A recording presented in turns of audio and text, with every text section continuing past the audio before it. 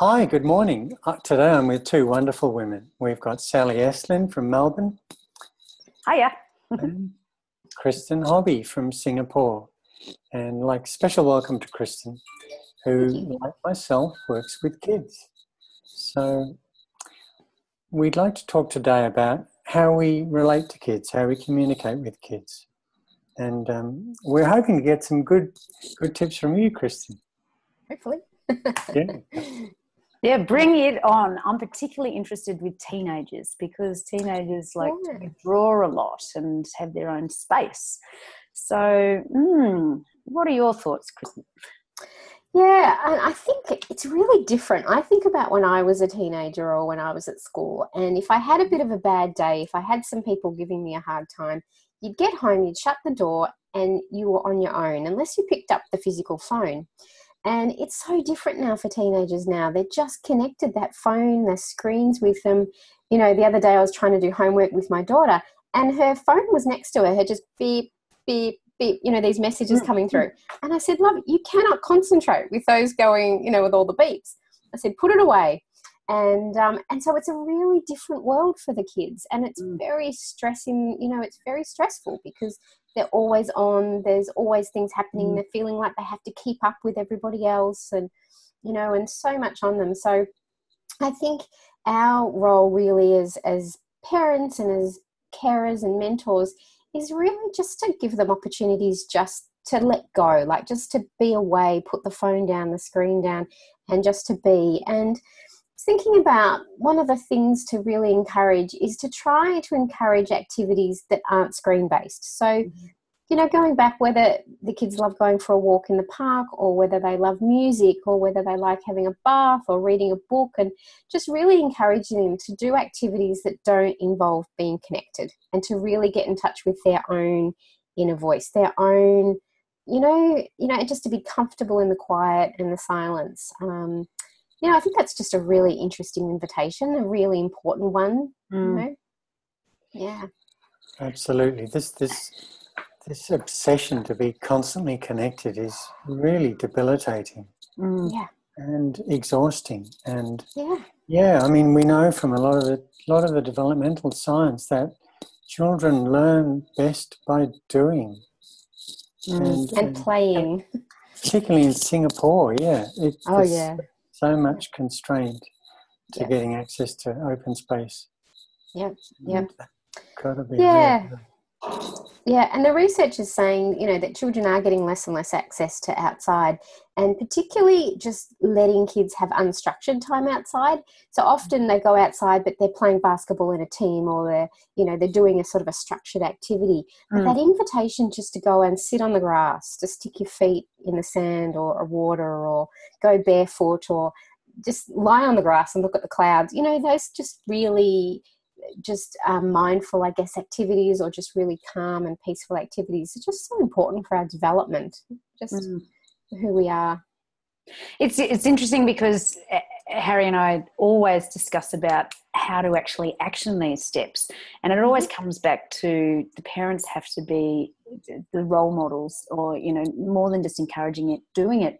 And I know myself, the phone, it goes off myself all the time, and it is.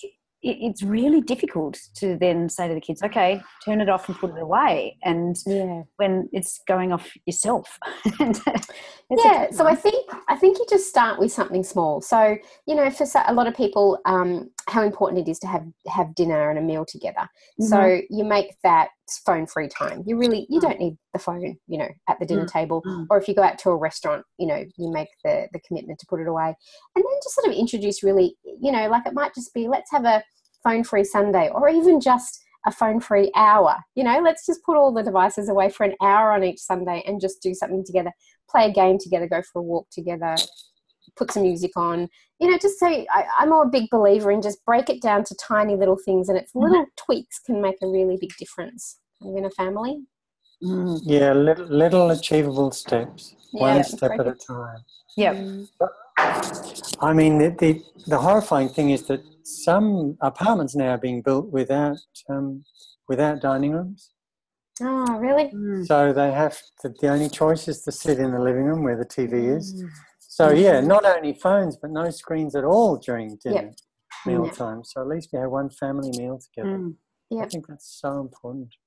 Yeah, absolutely. But even, you know, having the TV on, or particularly watching the news, which is a very common practice, to have dinner with the TV going with the news, and it actually constricts your digestion, because the news usually has, you know, bad type stories in it, and so your body is actually shrinking it in, so you're not digesting and allowing that calmness to flow through the body. You know, and that, I think that's very, very common. I know growing up, you know, back in the dark ages, we used to have the Sullivans on, and that was always really traumatic. Something was always it is, and your body's probably going into flight or fight, you know, watching the news. You've got cortisol being released, and so when that happens, your body goes into sort of survival mode, and things like digestion and metabolism and, you know, and all that kind of stuff, they go by the wayside. The body's just in survival mode. So it makes sense. I think the other thing that I'm really mindful of is not watching the news just before I go to bed. I just don't think seeing that visual of war and destruction and, you know, all the negativity as you're going into that sleep and rest period, I don't think it's a good thing for your mind or your soul, really. And you know, I actually quite like watching the news, but I wonder why I do like it, because when I'm on holiday, I don't watch the news. I don't miss it. Something vicarious about the content that pulls me in, but certainly it doesn't build my life with any joy. No, not at all. No, quite the opposite.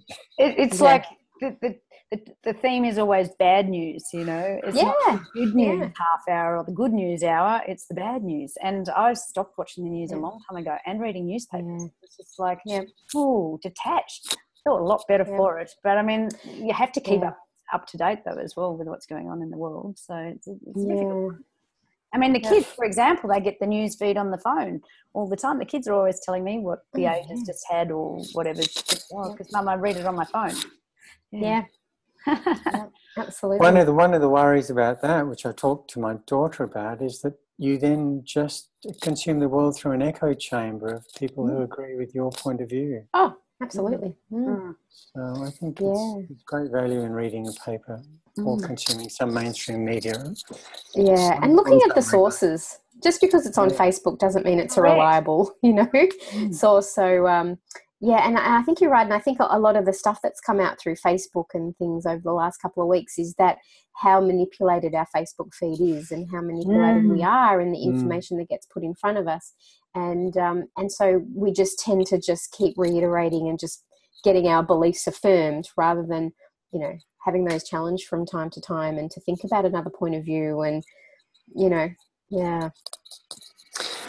But I spend my life with kids in my clinical work, and one of the things that I spend a lot of energy and time on is modelling how to be with the kids when the mums bring their kids with me. And almost always parents will stand up and talk down to their children, geographically. So I make the effort to get down on my knees and talk to the kids, give them eye level, listen to them, give them space, just to show the parents that this is another way and other stuff comes out if you do this.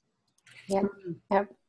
Absolutely. And I think the other thing that's really important that came out of some of the research I did was the power of reflection. And I think sometimes, even when we're in the heat of the moment, things happen and we might, kind of get ourselves upset, to actually take the time when everyone's calmed down to go back and revisit those moments, or, times when kids have been upset or something's happened, and just to go back again on the same level, sit down with them eye to eye and just say, let's just talk about what happened. You got really upset about that, and and just to kind of go through and my research shows that children as young as 3 and 4 can be very reflective and know exactly what they were thinking and feeling.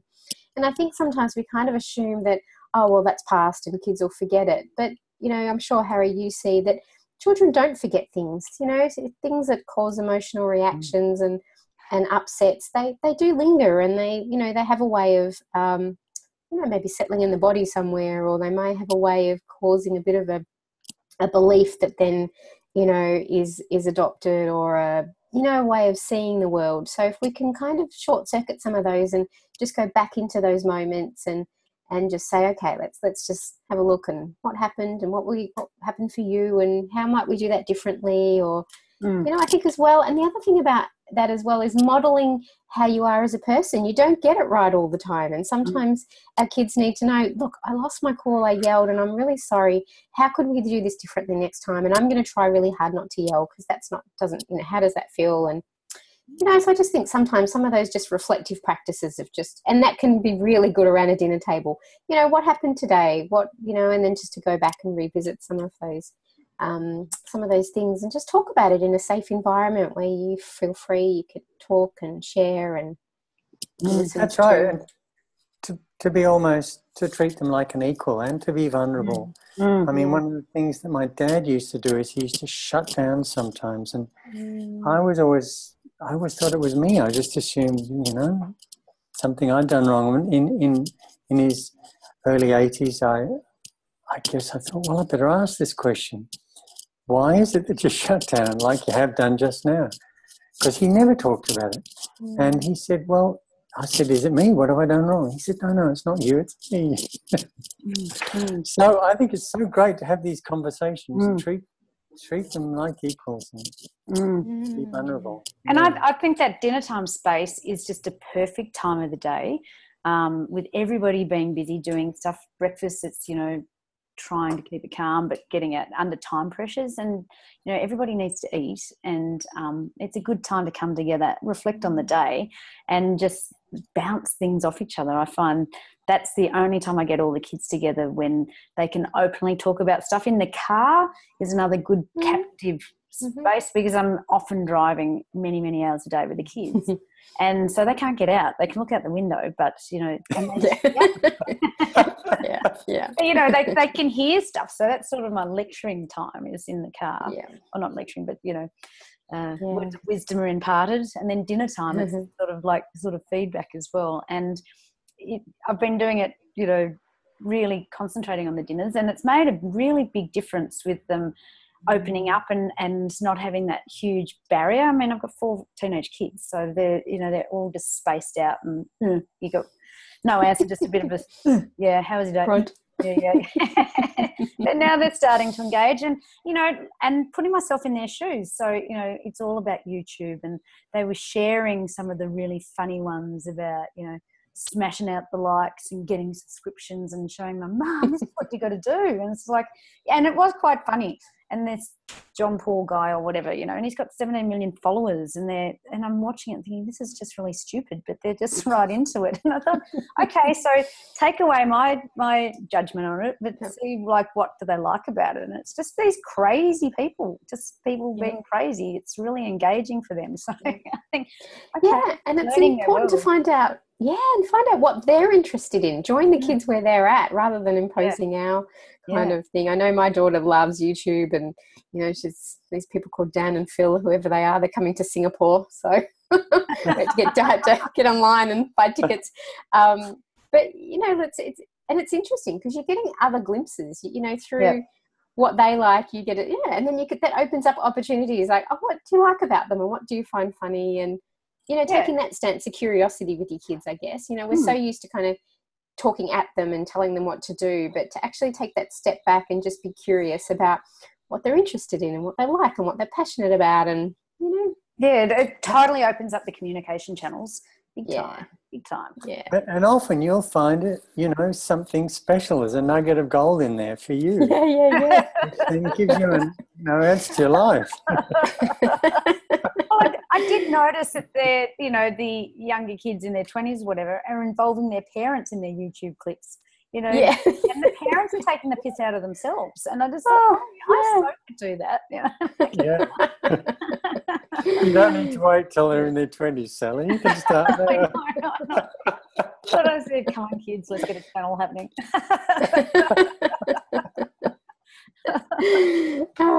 Such a different world to where we grew up. Yeah. But I think you're absolutely spot on, seeing their world through their eyes, and, trying to work out from their level up. And it's like you were saying, Harry, instead of having this height thing, get down on the same level and talk maybe not talk the same language, but, communicate. It makes the communication a bit easier.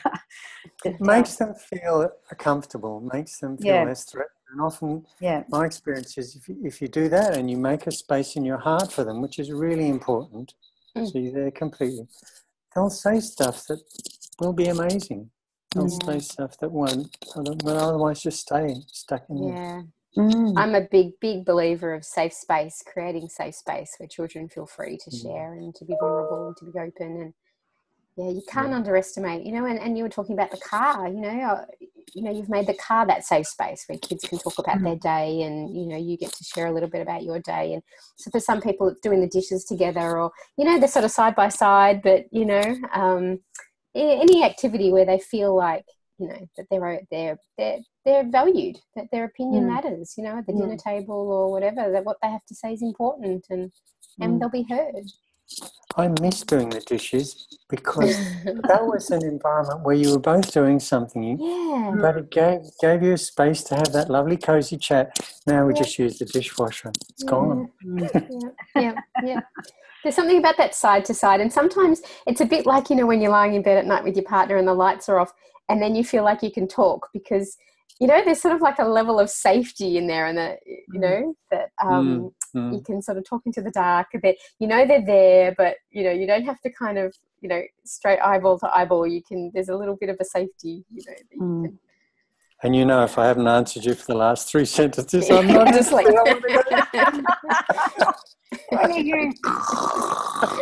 Yeah, you hear the snoring, that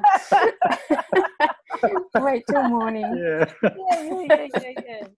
And I think this is a really good, the topic that we're talking about today is just a really good reminder, because sometimes we, get caught up in the busynesses of everyday life and forget that, our kids have got so much wisdom that they can impart upon us.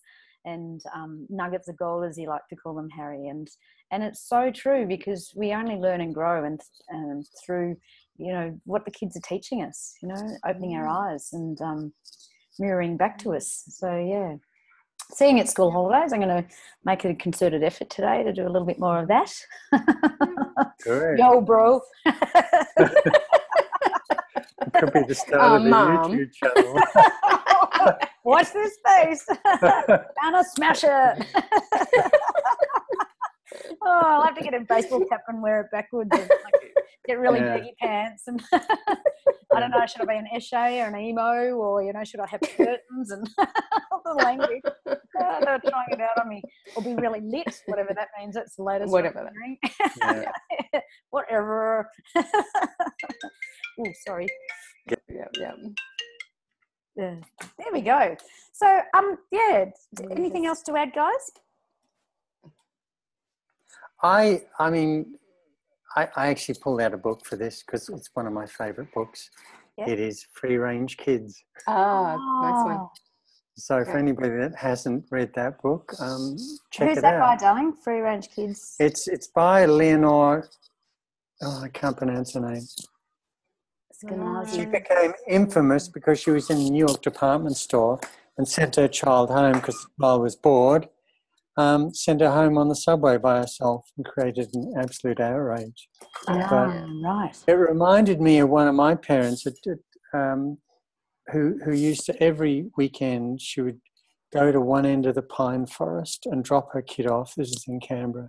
And then drive around to the other side while her young child navigated through the pine forest.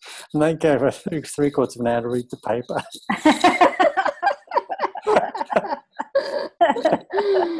And the child developed some resilience and always found her for some amazing. So, Harry, we might take a copy of that book and I'll post it on with this posting. Sure. With it. I'll send you a scan. Yeah, that'd be great. America's worst mom. Oh man, yeah. Well, Kristen, thank you very much for joining us on our panel. You're welcome. And discussing a very, very important topic of communicating with kids and all things about them. Lots of good pointers out there and lots of good reminders. And creating safe space. I think it's awesome, beautiful.